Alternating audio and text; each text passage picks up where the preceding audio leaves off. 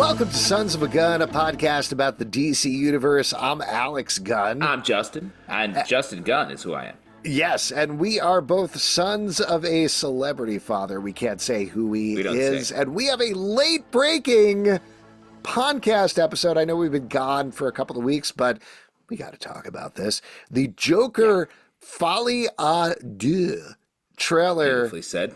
Dropped. Thank you very much. My French is fluent. Dropped online thanks to CinemaCon, which is happening down in Las Vegas. In case you don't know, that is a convention mostly for theater owners where the studios show off like, hey, here's the stuff that you should be really excited to show in your theaters over the next year.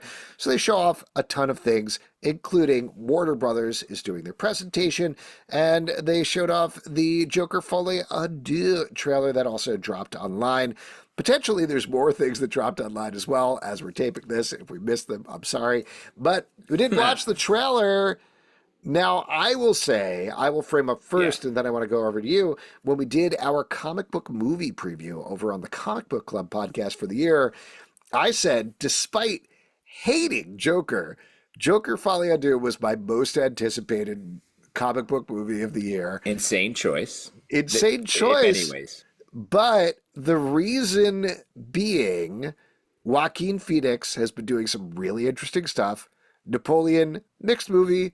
He was wild and hilarious in it. He's good, yeah. Beau is Afraid gets better the more that I think about it. Like, just a great, insane movie, and he's phenomenal in it.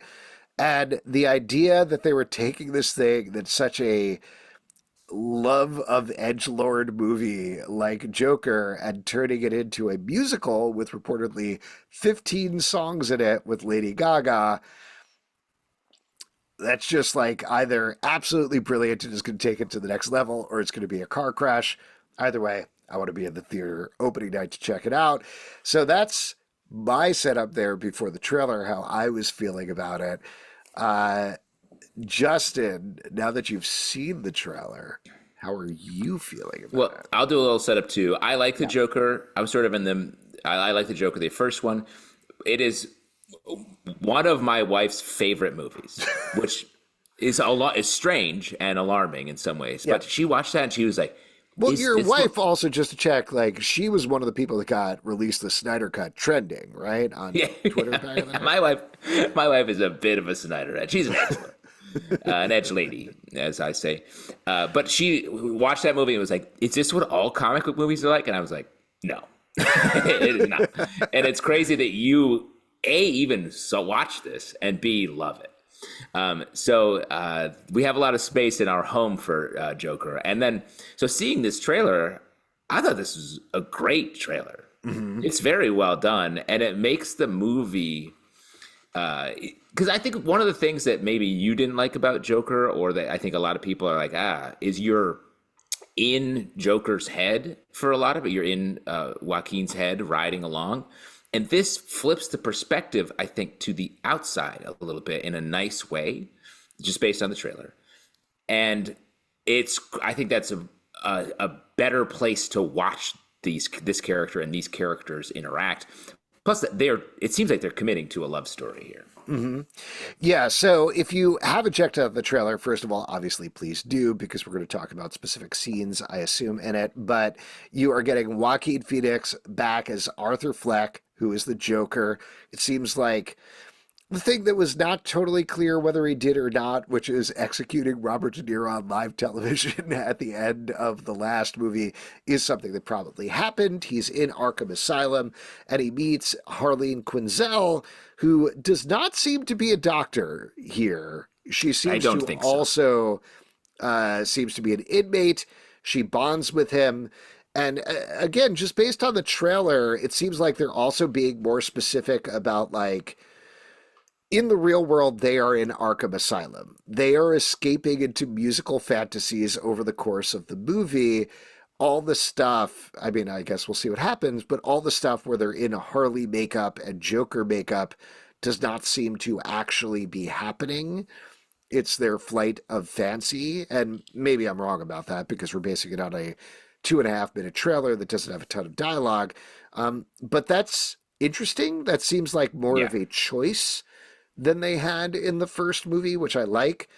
It's funny to me that like almost every recent musical trailer, they're hiding the fact that it's a musical because most Yeah. people don't like musicals. So like they have people dancing. It's clear that there's song and dance numbers. There's musical numbers, yeah, Yeah. in this clearly. Nobody is singing in this trailer at No. any point. Like they have Joaquin Phoenix coming up to a microphone and then he's like, and then it cuts away before you actually hear any of his horrible, awful singing that you don't want to see. Um, I agree with you on the trailer, though. I thought the final image on it, where Agreed. Harley draws So a little smile and lipstick, and it matches up with his face, I was like, whatever else, that's a good shot. that's a great shot. And also the way, just to get more into it, like she draws the little smile and red lipstick and says, I want to see the real you. Then his face he lines up his actual smile with the lipstick. And then he smiles, and it's so well. It's perfect. It's a great shot. And man, just thought the whole thing is cool. I have a very hasty prediction. I think this whole movie is taking place inside Joker's head. Mm-hmm. I feel like Harley Quinn is going to be not a real person. It's what we're going to Interesting. find So out. like a whole Fight Club thing is what we're doing here. Yeah, sort of. I mean, in the original movie, the first movie was about him. He just couldn't find any place in society. And then this feels like he's trapped in a place, so he is inventing sort of a home, a match for himself, is what I think may be happening. And that's cool. I also, and this is my personal preference, but the first movie was very clearly aping Scorsese movies from the late 70s and early 80s. Like, straight up, no bones about it. We're doing King of Comedy plus Taxi Driver at the end. And that was something that I found very frustrating Yeah. because Todd Phillips in general, I think, like, he's not the best director. He's not the most innovative director. So picking up of Scorsese stuff, unless you're going to add something to it, I don't know what the point is. Here, it seems like they're very much picking off of 40s and 50s musicals. That's something that to me feels more like a genre. Like it is Yeah, it something that you is. can parody is the wrong word, but it's something you can pick up and play off of in the emotional resonance of it versus we are doing two Martin Scorsese movies, which is what they were doing in the first one. You know, like they weren't using it as an avenue to be like, we're saying something about 70s and 80s early 80s cinema and the griminess of it. They were using it as more just a look Yeah. versus 40s and 50s musicals, the cheesy backdrops, the colors of them, the pop of them, that gives you a worldview that is different from I am in an insane asylum because I murdered a person on live TV. There's potentially more of a perspective there, and that's Yeah. what makes me very excited about this trailer. The other thing, because I agree with you there, that's great. And the other thing that I think I have no way of knowing this is true, but further distance from Batman Hmm. is good for Yeah. this movie, and it feels like this movie doesn't care about any of that. My least favorite parts about the first one were like, yeah, and that's my dad. I was like, blah, nobody wants Yeah. this. Seems like it's like not about any of that at all. So maybe there'll be a The little only thing nod. that worries me, I will say, is they are, and mind you, I really like her as an actress, but they're bringing back Zazie Beetz as his neighbor. And my feeling is, why? Yeah, what's the move Like, there? yeah, I'm not quite sure what we're doing with that, other than like he sees her at one point and she's a cameo in one scene. But I don't know. If it's all at Arkham Asylum, if it's all, whether Harley I, is Tyler they Durden have or to not, escape at some point. yeah, I guess so. I don't know. I also thought it was funny. They were like, "All right, we got Joaquin, we got Joker, we got the world, we got the steps are back, the dance is back." I was like, "Come on!" Like Harley is at the steps in one shot. I was like, not necessary. Yeah, That's what do you think we are? We're like, we love steps. Got to see the steps That's again. the thing. to throw a bit of cold water on here, that's the thing that worries me a little bit is this Yeah. is such an unnecessary sequel. Anybody can cut together, not anybody, but like a really good editor can cut together a great 2.5 minute trailer out of Yes. anything. Yes. This could be the most fan servicey. They left out all the stuff. They're like, by the way, in case you weren't clear, that young boy whose name was Bruce, who I talked to in the last movie, who might be my Yeah. brother, he is my brother, and he's Batman, and this is Gotham City, and there's Commissioner Gordon, and here we go.